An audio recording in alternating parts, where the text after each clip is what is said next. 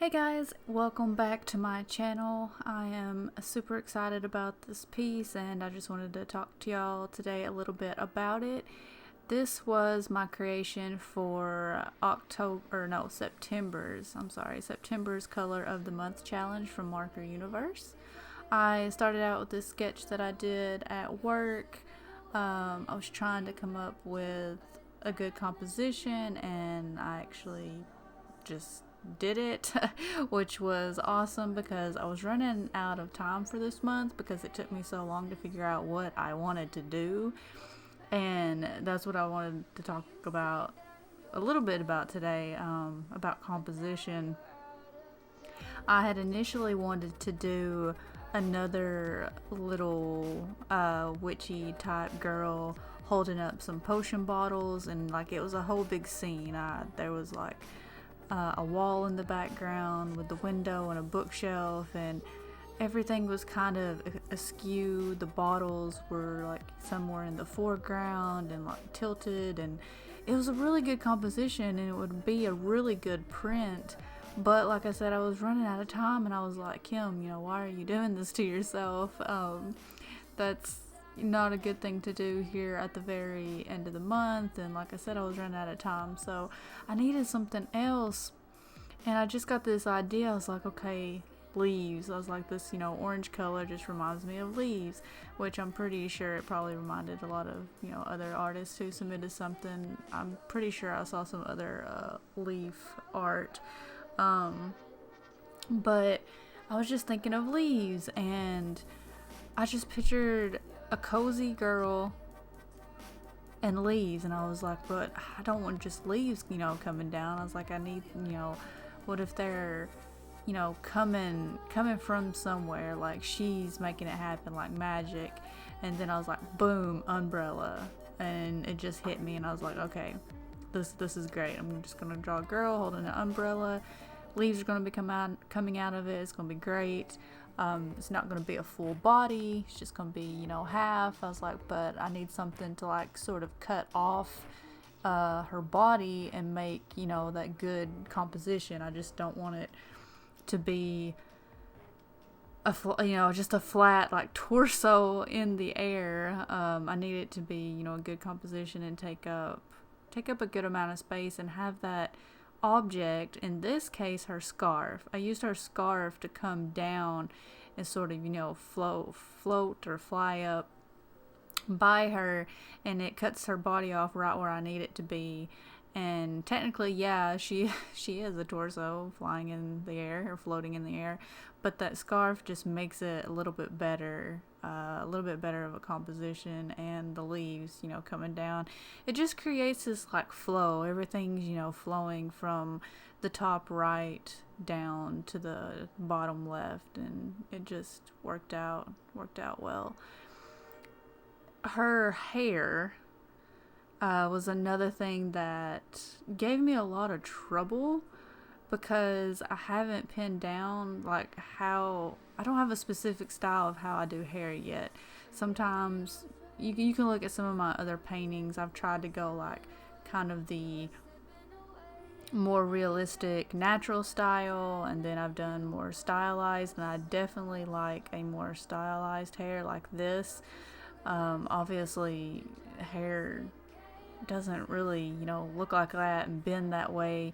It's kind of got a little Halloween-y, a little bit. I don't want to say Tim Burton, but how it's the curls are sort of square curls, but I like that. I like the kinkiness of it, and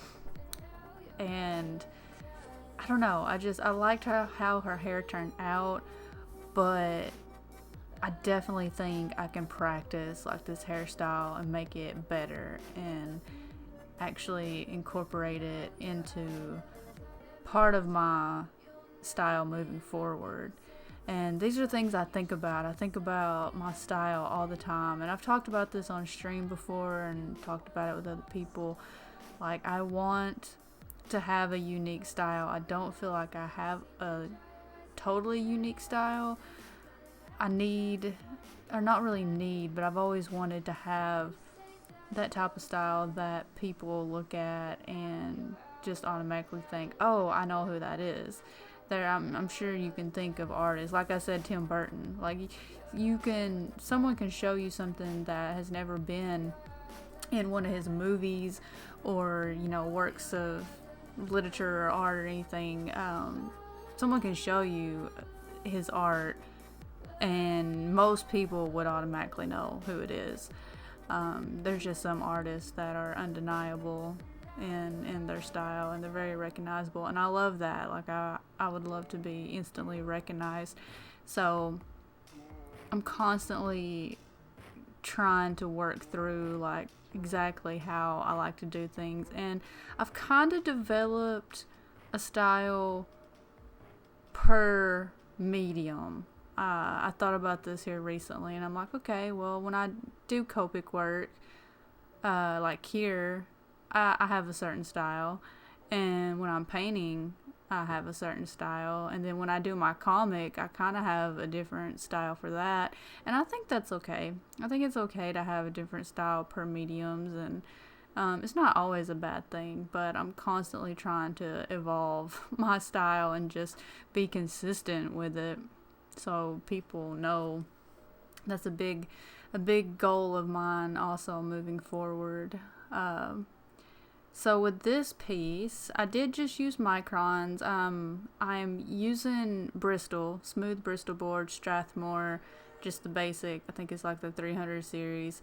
And the 3 colors this month was a lipstick orange. Well, these were the colors for Copics. They vary depending on what markers you were using. So with the Copics, it was a lipstick orange, R17, moss green, which was YG67, I believe, and then there was a fluorescent purple, which was FV2. I think it was fluorescent dull violet is what it was.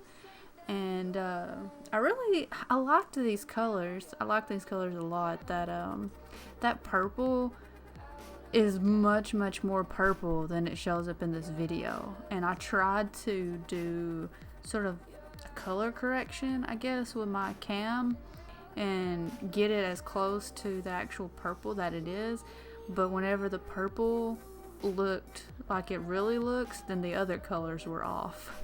So I don't know, I need to experiment more with my camera and make sure that it's set correctly.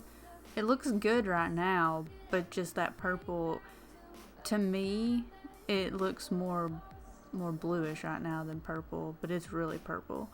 I want to talk about this pen that I'm using now, this brush pen. It's a Pentel, I can't even remember the word. It's some Japanese word. I'll have to look it up and I'll put it in the description below. But this brush pen, it's really nice. I really like it. I like practicing with it because I'm not used to using a brush pen all the time. I usually just use the Microns. But this brush pen, which is awesome, but it also, I don't know if you'll be able to tell in the video. You can barely tell in real life, but it did smudge.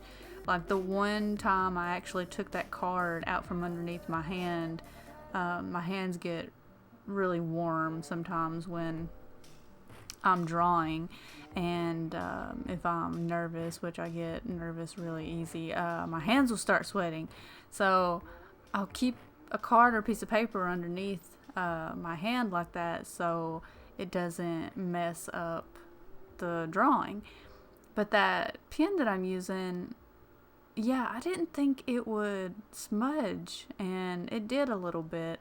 So if you're ever using one of these brush pens, I thought it was, I don't know, I'll have to look it up again, but I thought it was waterproof ink, which I think it is, but just be careful with them. I'm definitely going to watch myself next time I use it and make sure to maybe let it set for a minute. I think because there was so much ink that I was using in that space, for the umbrella handle. it probably just took a little bit longer to dry, and I probably put my hand over it a little too soon. And I may have cut that part out. I tried to make this video shorter because I didn't have a whole lot to talk about. I wanted to talk about the piece and then the composition. And I don't think I mentioned either that it took me 2 whole days. I took that sketch that I did on the packing paper, the brown paper that I showed in the beginning. I took that sketch and I will scan it in with my scanner. I have a really good scanner, and I'll bring it up in Photoshop and I'll trace over it in Photoshop, and then I'll use Photoshop to adjust everything.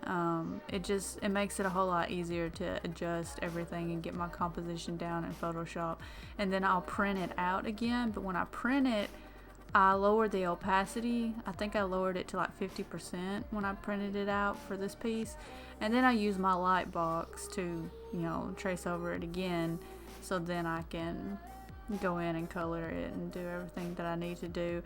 This is a lengthier process, I am well aware, but it just works for me. I just love doing traditional, and I mean, I could have done it in Photoshop and it probably would have took me about the same amount of time, because I'm really slow regardless, and I'm not digital savvy like some people when it comes to painting digitally, and I'm probably just as slow, but I don't enjoy it, so that's why I do it this way. I love doing the initial sketch and seeing what I want, and then importing it and making all the adjustments that I need to make, and and then doing it this way, because it just makes me happier to do it this way.